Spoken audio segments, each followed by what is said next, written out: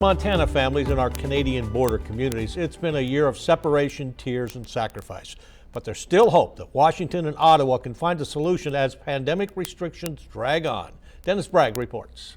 The port of Roosevelt is eerily quiet now. Outside of the occasional semi or wandering sheep, no one is crossing the border. And that's been hard on families, people like Charlie. In normal times, Charlie would have a short drive if he wanted to visit the rest of his family. He lives not far from that ridge you can see in the distance. Instead, now it's a trip of thousands of miles if he wants to be reunited with his son. It's pretty crazy because before I could just drive, I live 7 minutes up the road from here. Now I gotta drive 4 hours to Calgary, get on a plane, fly from Calgary to Denver, then Denver down to Kalispell, and then get Brandy drive up to come pick me up in order just to come see my family. Charlie asked me to protect his identity because he doesn't want to make it even more difficult to cross the border. When he goes home after seeing Colt and his stepdaughter, he's found it's easier to walk than spend hundreds to fly back. I get Brandy drop me off, I go across the border, and then I got to quarantine for 14 days, and then they call me and check up on me and even send the police to come make sure that I'm following the guidelines for them. For Brandy Carvey and a dozen others, today was a chance to share frustration and some tears as their Canadian relatives gathered north of the line, a division of politics and pandemic, but not love. There's Auntie Shelley. Wave it into Shelley. Hi, Auntie Shelley and Papa. The pain is deep. Shannon Sellers had only reunited with her Canadian high school sweetheart, who she met at the Kootenai Rodeo. We kind of did our own separate things, and he got married and had kiddos. I ended up having a kiddo, and we actually got back in contact again in 2019. It was like we never lost touch.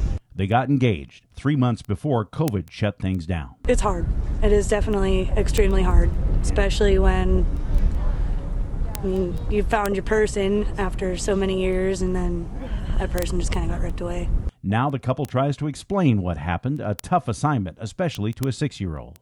When she's with her dad, she has to take his phone to bed, and I have to stay on the phone with her until she falls asleep because she just cries.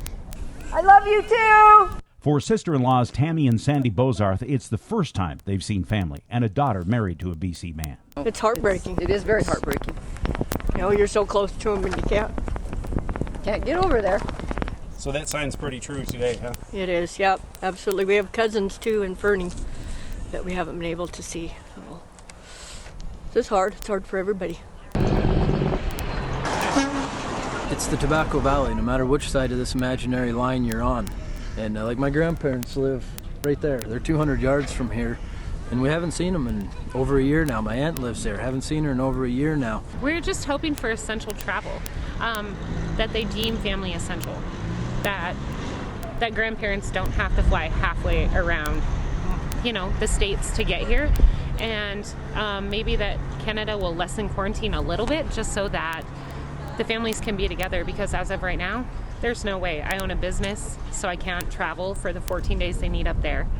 And his dad works, so he can only come down every 5 to 6 weeks for a visit, and it's not a long one, It's brutal because I basically got to choose what side of family I want, either my family in Canada or family down here, and then it's my livelihood's at stake. People go to work up there. People come to work down here. And this imaginary line has completely divided it. For what reason, I don't know. What's it like to look across there and see your loved ones? It's hard watching my kids cry. Very hard. My jacket! On the Montana-BC border, Dennis Bragg, MTN News.